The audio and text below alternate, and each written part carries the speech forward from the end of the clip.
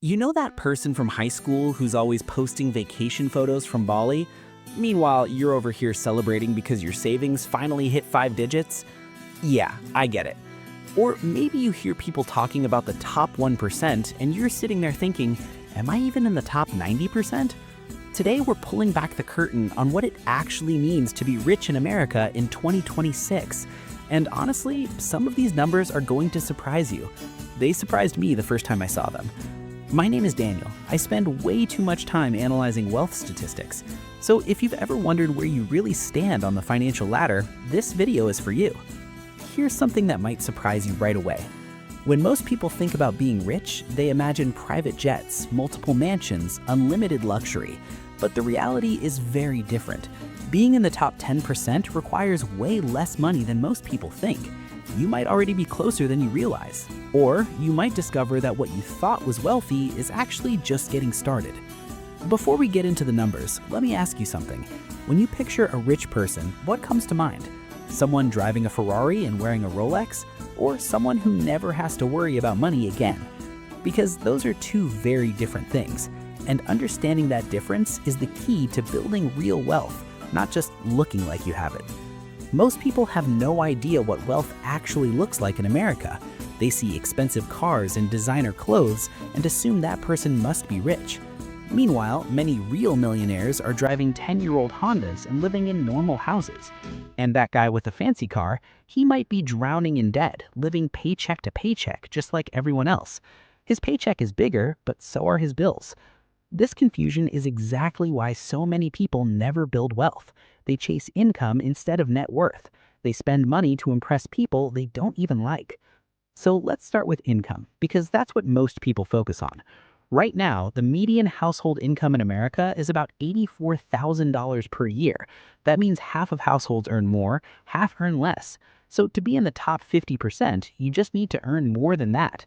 Congratulations, you're officially above average. Although $84,000 barely covers the basics in many cities today. To reach the top 25%, you need around $155,000 per year. This is where families can finally save money, not just survive. The top 10% starts at about $260,000 per year. At this level, life gets comfortable. Nice home, vacations, real retirement savings. And remember, this is household income. Two people earning $130,000 each puts you here. But here's the reality check. You can earn $200,000 per year and still be broke if you're spending $250,000. Income and wealth are not the same thing. To reach the top 5%, household income is around $345,000 per year, and the top 1%? That starts at roughly $680,000 annually. Some estimates place it closer to $700,000 or even $800,000 depending on where you live. At this level, income starts to matter less for daily decisions, but high income does not equal wealth. There are people earning seven figures who are completely broke, and there are people with modest incomes who have built serious wealth through consistency and investing. That's why net worth tells the real story. Net worth is simple. It's what you own minus what you owe. Add everything up, subtract the debt, what's left is your actual financial position. Right now, the median net worth in America is about $192,000. Half of households have more, half have less. And here's a shocking stat. Half of all households under 35 have a net worth below $40,000. That's barely the price of a new car, definitely not a down payment in most cities. To be in the top 50% by net worth, you need more than $192,000. The top 25% starts at around $650,000. This is real financial security, homeownership, retirement accounts, the ability to survive a financial emergency. To reach the top 10%, you need roughly $1.9 million in net worth. At this level, money starts to work for you. Investments, assets, possibly real estate. The top 5% has roughly $3.8 million, and the top 1%, that starts at roughly $12 to $14 million. This is where money becomes abstract. What's fascinating is how uneven these jumps are. The gap between middle class and upper middle class is big, but the gap between upper middle class and truly wealthy, it's massive. Here's what life looks like at each level. Below the top 50%, you're in survival mode.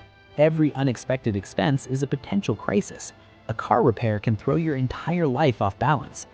Once you reach the top 50%, you can finally breathe.